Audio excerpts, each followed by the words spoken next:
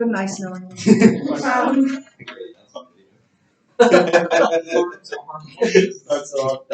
So I am grateful for Mrs. Tyner coming, and she's lived this, right? And I don't remember being. I mean, I was around when Jim Crow was around, but I was in military communities, and that wasn't a thing. And so I really appreciate the perspective that she brought to us, and the wisdom of her 70 years. I wouldn't have guessed she was 70 years old. That she brought. So I'm grateful. We're going to be on this lesson on racial reconciliation.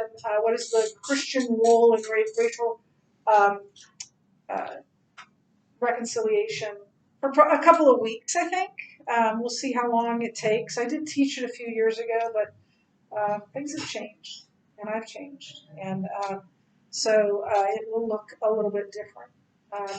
I'm hopeful, just this much hopeful. I haven't heard from him yet, but that a very dear friend of mine will come speak to us. I tried to get a couple other people, and they weren't able to do it.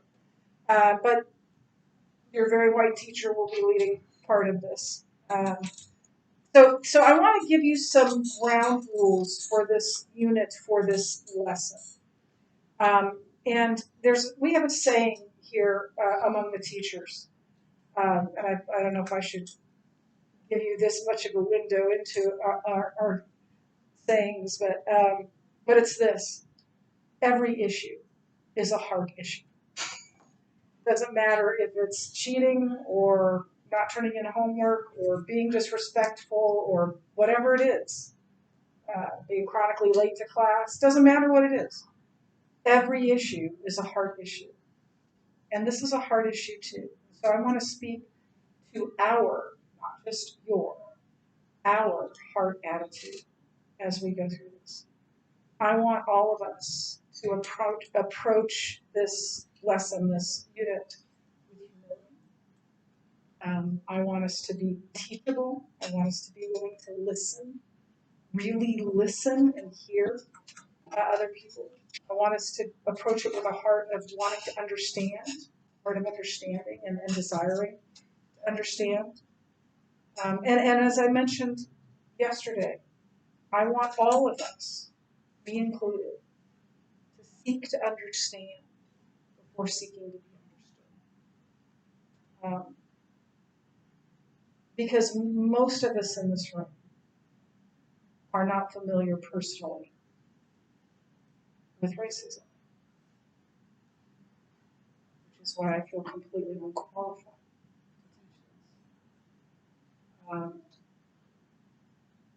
And so I'm not so much interested in your opinions as I am in you hearing and considering the opinions of others who have been affected by racism. And try as best we can to see it from their vantage point. And not remove ourselves from it, but really enter into that pain. So I'm going to challenge you. You will likely disagree with me at some point during this unit, and I'm okay with that. You will likely disagree with each other at some point in this unit. Maybe even today. Actually, based on last hour, you probably will disagree with me today. And I'm okay with that. And I'm okay with you disagreeing with each other. But I'm asking you to be willing to listen to the viewpoint, to a viewpoint other than what you believe as a white person. To try to see issues from the vantage point of a person. So I'm going to start, and this is going to be a little bit out there, out of the box. I'm going to start by showing you a couple of pictures. And I want to tell you my purpose with this. I'm not trying to shock you. I'm not trying to gross you out. But I am trying to help you understand the magnitude of this issue. And here's the question I'm going to ask of you as we look at these two pictures briefly. This is the question. Might you see things differently if what you will see in these pictures was part of your history?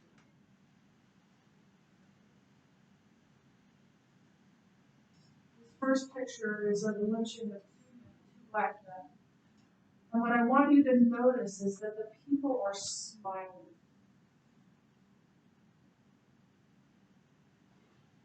This was a common occurrence in the last early parts of the last century.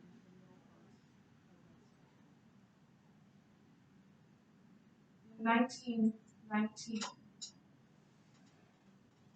in Omaha, a man named Billy Brown was lynched. This picture was taken in front of the Douglas County courthouse. He was lynched and then his body was burned.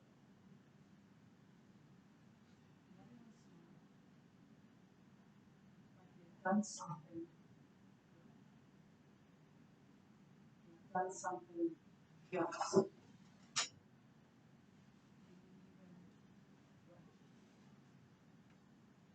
Might you see racism differently? Might you see these issues differently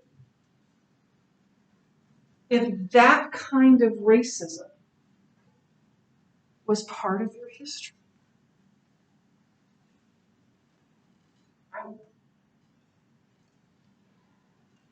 So, as we talk about these things, I want you to be honest with me, and I'm willing to answer questions.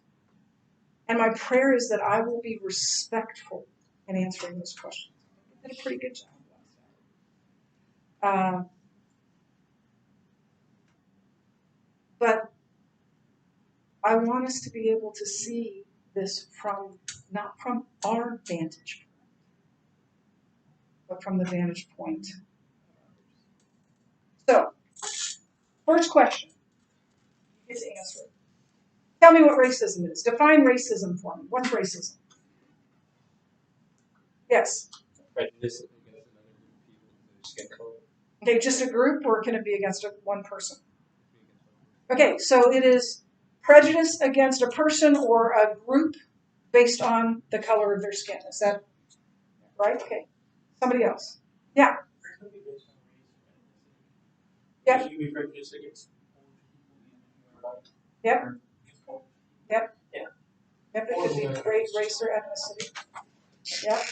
What else?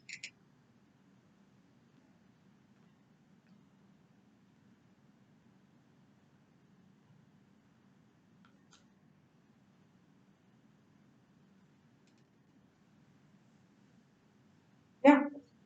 The idea that one race is inherently superior over another race or ethnicity. Yeah. So it isn't just actions, right? It's attitudes, it's beliefs that one race is superior or better. I mean, it's not. But that's a good definition.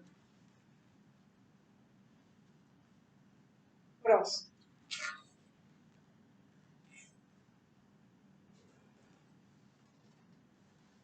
I've told this story before, but it bears repeating, so I'm going to tell it to you again. You may have heard of Ron Doetzler. You know the name Doetzler. Ron Doetzler is Mr. Doetzler's uncle. He is white. His wife, Tawny, is black.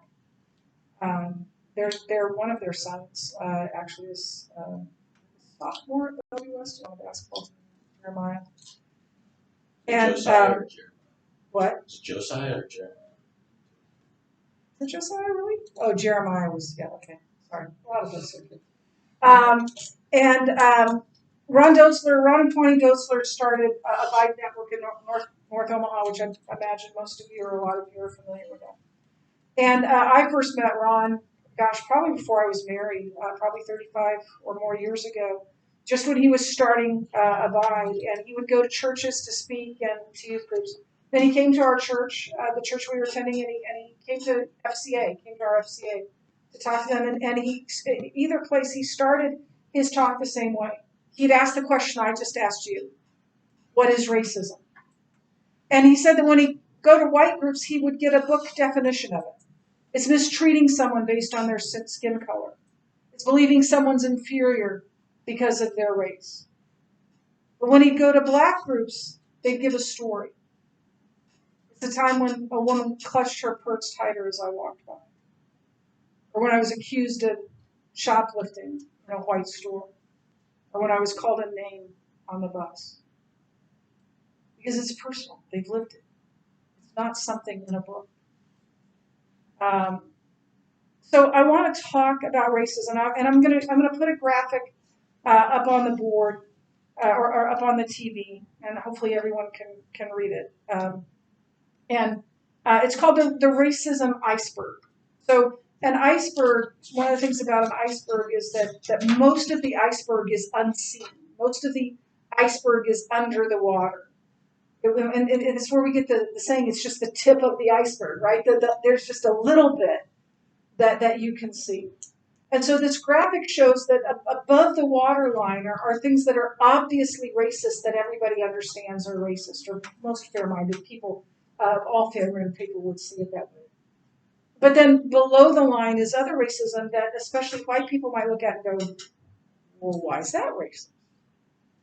And it is to a black person. Now, first I need to talk about this, about nomenclature. Words matter. And labels matter. I remember years ago, I don't think it was me, I think it was my brother-in-law actually, made a comment about, I doubt I used the term mentally retarded, but it's really the only term I can think of right now, a mentally retarded person. And my mother's best friend, whose son had Down syndrome, kind of got in his face and said, don't dehumanize them that way. Say a person with, don't say a Down's person, a person with Down syndrome. Put the person first, not the description.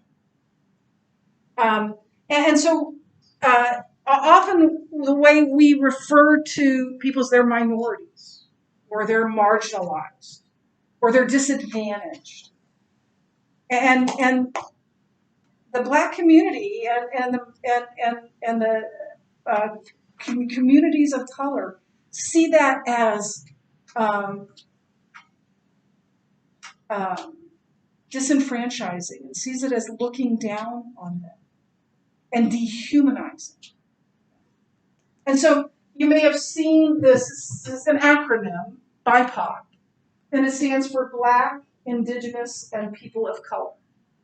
Not a black person, but a person of color. And color is just more inclusive of any racial minority. So black is obvious, but the people from African or Caribbean descent, indigenous is American Indians, Native Americans we've called them, and then any Asian, any other person who's not white, right, is a person of color, Hispanic, Latino. And here's the thing: words matter. And you may not be familiar with the nomenclature, you may not even agree with the nomenclature, but here's where I went. I want to be respected. I don't want to, by my verbiage, to offend someone. And if this is seen as respectful to my brothers and sisters, especially my brothers and sisters in Christ who are people of color, I'll use that language to be respectful to them. And so when you see it on the graphic, when you see BIPOC, that's just referring to Black, Indigenous, and other people of color. So I'm going to put it up there. We'll talk about the things above the waterline, and then I'll let you ask questions about the things below the waterline, because I'm sure some of them are going to make you go, what? And if I can explain why they're racist, I will. I don't understand all of them. I am committed to doing some research to find out more about the other ones, um, but you can see at the top there, so overt white supremacy or racism would be, and that's socially unacceptable to hopefully everyone, or at least most everyone, are things like lynching and hate crimes and blackface and the N-word and swastikas and neo-Nazis and burning crosses and racist jokes and racial slurs and the Ku Klux Klan. So that's stuff that fair-minded people would say is wrong, is racism, right? But then you go below this line and you begin looking at some other things and you think, well, yeah, this is to a black person, to a person of color, this is covert racism. And it's socially acceptable.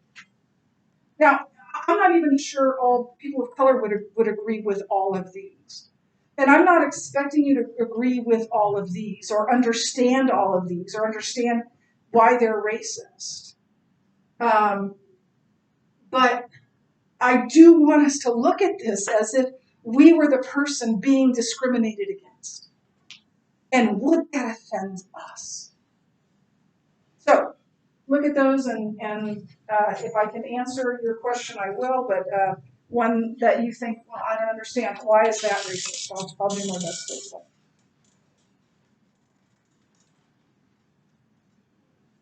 Yeah. How was Make America Great Again racist? Yeah, that, you know what, that was the last one that was asked, and I think the person that asked it the whole time was thinking that, and so, yeah, how is Make America Great Again racist? I don't think it has as much to do with Trump or those people at all, but here's what it's saying. It's literally saying, if we are making America great again, that means it was greater in the past. If you're in the past, or if you're a person of color, the past is worse. What is it? When is it that we were greater? During the time of slavery? During the time of the Jim Crow laws? Were those the times we were greater? During Reagan? That's what a lot of people would say. I love Reagan. Voted for Reagan. But Reagan passed a bill unknowingly that disproportionately put blacks in jail for crimes that didn't need to be criminalized by jail time. So for a person of color, the further back you go, the worse it gets. And so what time is it that was better for people of color than men? Does that make sense? Yes. I don't think it's. I don't think. I think. I don't think that's what the phrase meant. No, but I see what you're saying. But yeah, as a white person, we don't see it that way. But again, you might see it differently. Well, I think If it you were meant black. more like when the whole entire nation was united against a specific enemy. I think that's what. But who's the enemy then? Who's the Oh, enemy? like World War II. No. But Like who's the everyone enemy? was working If we're going to make together. America great again, based on having an enemy, who are we going to make the enemy? I didn't say it was. I said it's a United Nation. Okay, so be more united. Yeah. Okay. But it's going to mean different things to different people, which is part of it. So does the No, I get that, but this is you can't. I don't know that you can put this in a context. So probably people from the Trump campaign are the only ones that can tell us what they meant when they wrote it. Yeah. So just a random question. Mhm. Well, from who I've talked to, the African Americans I've talked to, they refer African American instead of person of color, because colored people is what we white people label them as. Like when we put colored drinking fountains, colored. Right. So I was just like, why people of color? Right. Why not African Americans? And again, there's going to be there's going to be different opinions even in the Black community of what is the what is the best way. And I use African American, and I was told by someone that that they prefer Black, and whatever whatever that person tells me they want me to refer to them as, I'm going to do that out of respect for that person and out of respect. Yeah. I was just curious because I feel like, colored people is how white people labeled them back in the day. So why would they and I think that would still be offensive to any African American Black person of color. I think that would still be offensive today. Yeah, that was just why I'm curious. Like, why people. I didn't make up the term, but yes, Daniel. I'm seeing considering AAVE. Yeah. That's one of the ones I have to look What up is because AAVE? I have no idea. Cool. But I will look it up. Yeah. That's one of the ones I need to look up. Yeah, Reese. Right under cultural appropriation. Awareness of blackness. Right? Yes. All like. Okay, that's a good one. Was that yours too? No. Okay, here's and I had a Black friend explain this to me. So do all lives matter to God? Of course. Yeah.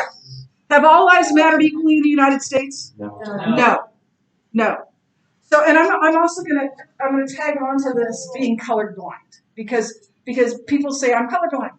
I don't see race. I see everyone the same. And so they're kind of two related things. So yes, all lives matter to God, but traditionally in our country, all lives have not mattered the same. And so when I say as a white woman, Black lives matter, I'm seeing, I'm admitting.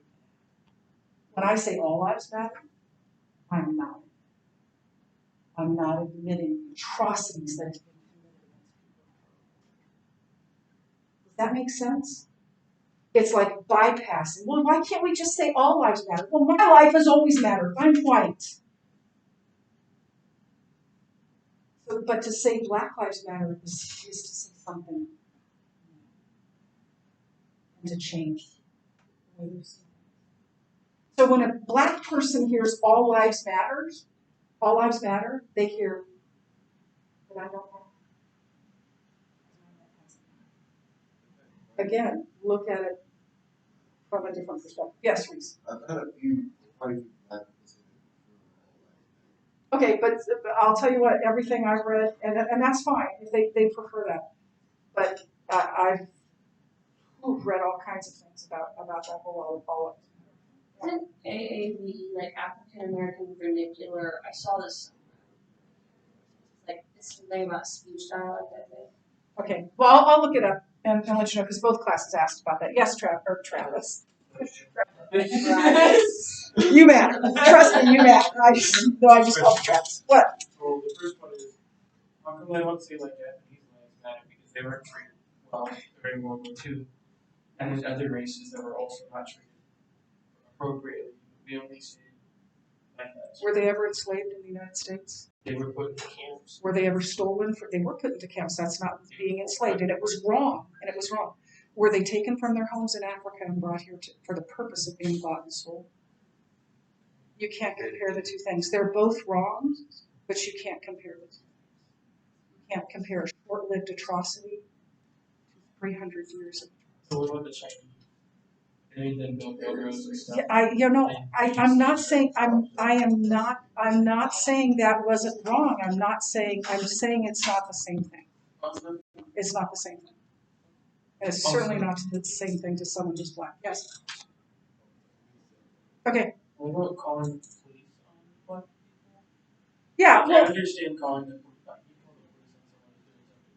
people. So, and I meant to look up the name of the young man that ended up being shot by the people who called the police and killed by the police. He was just jogging in a white neighborhood, and they called the police because he shouldn't be jogging in a white neighborhood. And then they went, it was a former cop that went after them, and they shot him and killed him.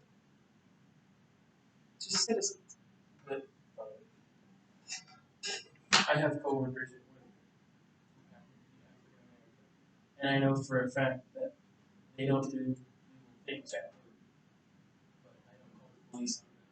If I did call the police, that's not racist because it's illegal. So where's the line there?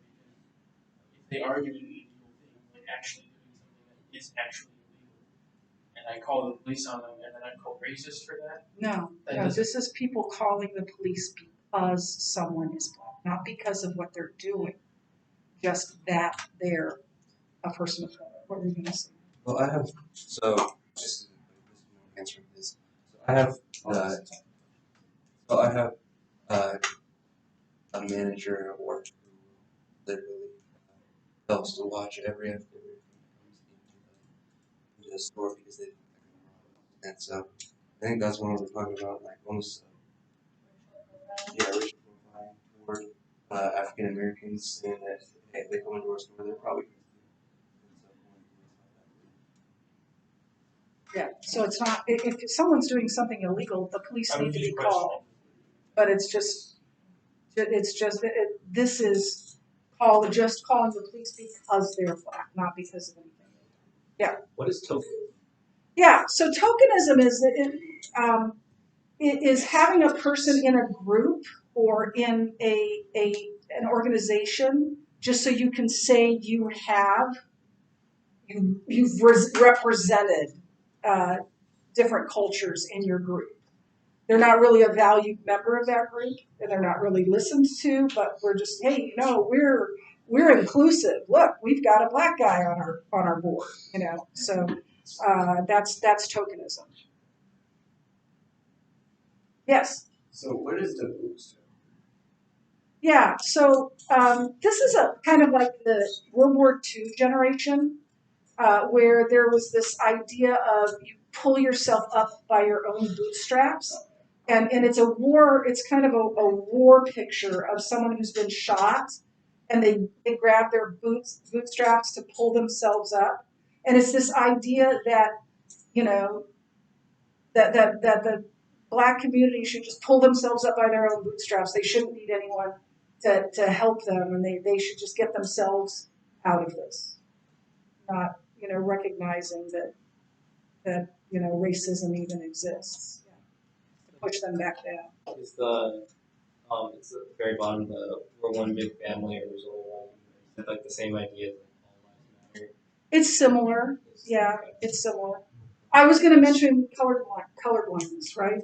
So, and this was a black friend of mine that explained this to me, and it just blew my mind because it's something I said. Like I don't see black and white. I just see people. And she said to me, "If you don't see my blackness, don't see me."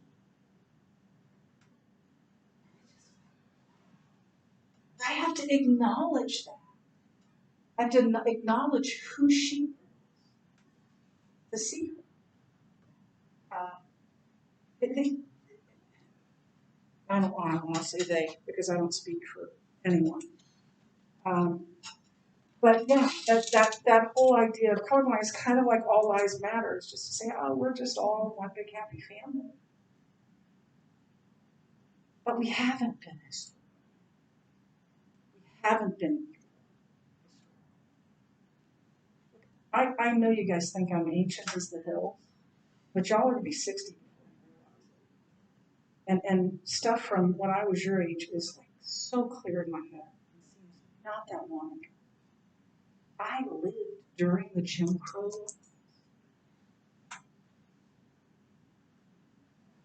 It's not that long ago. Yeah. Treating kids of color as adults. Yeah, I don't totally understand that one. I haven't heard about that before yet. Don't let the older kids responsible for my kids getting. Oh, okay. Also, Like, So the trying somebody who's a person of color That makes as an adult set.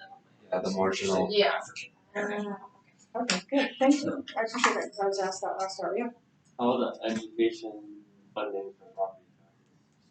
Yeah. So, and we'll talk about some other kind of things where laws have been passed that disproportionately help the white community and disproportionately hurt the Black community. So, there have been times, there have been places where the tax money that's been raised has gone to the suburb schools, the white schools, and they've been better funded than the inner city schools, and that was true in Omaha for a long time. So that the educations aren't the same, that the children are not receiving the same quality. That's probably still true. Yeah. Yeah. You ever had anyone say that to you? Let me ask someone. Yeah, you're a pretty articulate young man. Has anybody ever said that to you? If you're saying it to a Black man, it's like you're surprised that they speak. One. You're so articulate. Like you shouldn't be because you're Black. You've said that to me. I know you've said that. Not gonna be. I don't know if anybody else has. Probably. It's possibly meant as a compliment, but again, you have to understand how it's received by someone who's been who's been discriminated against, and he sees it as, why wouldn't I do Not hunt for anything. No, this is a specific thing that has been leveled against the Black community for not being. I don't think you could take anything, but there's some things leveled against them. Yes. Kind of like a tag along from the previous conversation about the colorblindness. Is part of it because if you don't look at color, you don't recognize experiences they could have had and how they're treated? Is that part of it? So like not recognizing the struggles and life factors. I think for me, this journey, it started when it wasn't just, yeah, that happened to those people. I know it did. But when it became to me the travesty of individuals, people I love. My niece Lucy, who's literally African. She's Ethiopian. And I think that's probably about the time that it became really personal, right? The world she's growing up in a white community. Yeah. Which only in. Yeah. I really want to wade into these waters, but especially in school initiatives, not and we've largely gotten better at this with English as a second language programs, but this idea of you've got to learn our language, and that's a very patriarchal sort of thing to say, to use another loaded term, they and this, I think this would be leveled more against Latino, Latina, Hispanic communities than Black communities.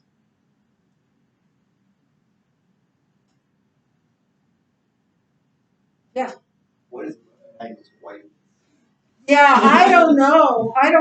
It sounds really bad, but that's another one that I will look up. Yes. Intimidation. Do you know? So, Are you? Yeah. so if you move to like Japan or all the You're other talking to countries, someone who's lived overseas, and I never learned the languages. I've well, lived if in you move there, Korea. you go to live there, then don't you have? Yeah, I've lived in Korea, and I've lived in No, I mean, Europe. you're staying there forever. Calling for citizenship. There's a difference between choosing to learn the language and, for But when for you your come to purposes and being, but it's a difference between that and saying you can only be in our school system if you speak French. Or being forced on. There's a difference. I'm going to read something to you, and this is from my friend Stan Parker. And he started last summer a series of, he just allowed anyone to ask him a question and he would answer it. Stan is a wonderful man, follower of Christ, and a friend of mine for many, many years. And he always started them with this: a safe place to talk about race with grace. And the question was this: do you believe systemic institutional racism exists? This is what Stan writes. And if the bell rings, we're going to keep reading. I'll let you go. My opinion as your trusted Black voice, please forgive me as I answer your question with a question or two. But first, some personal context. My parents were raised by parents who were raised by slaves. More accurately, my parents were raised by parents who were raised by slavery. My parents. My mom spoke very little of our history when I was growing up. When I asked her why, there is too much pain there, was her reply. She said that was pretty much the way many had coped with what happened to us, making our history very difficult to chronicle. I remember another conversation I had with my mom where she recounted a conversation she had with her mother-in-law when she had her first babies. Don't be loving on those babies so much or they might be taken from you. Where would my grandmother get such a thing? My parents were raised by parents who were raised by slavery. On top of the legacy they received being leveled by the tsunami of slavery, my parents grew up, got married, got jobs, and started having kids during the time of, in the midst of, segregation, Jim Crow, redlining, blatant, unblushing, systemic, institutional racism. My parents. And all during those 250 years of slavery on paper, ending by the Emancipation Proclamation being signed in 1863, followed by 100 years of rampant racism, on paper ending by the Civil Rights Act being signed in 1964. A country was being systemically formed. Laws were made, books were written, history was recorded, traditions were established, neighborhoods were defined, family legacies were endowed, wealth and power was distributed, and all during those 250 years of slavery, followed by 100 years of rampant racism, a people were being violently assaulted, our women sexually exploited, our men insidiously emasculated, our children intellectually starved, our families maliciously fragmented, our progress systemically repressed, our legacies generously endowed by grief.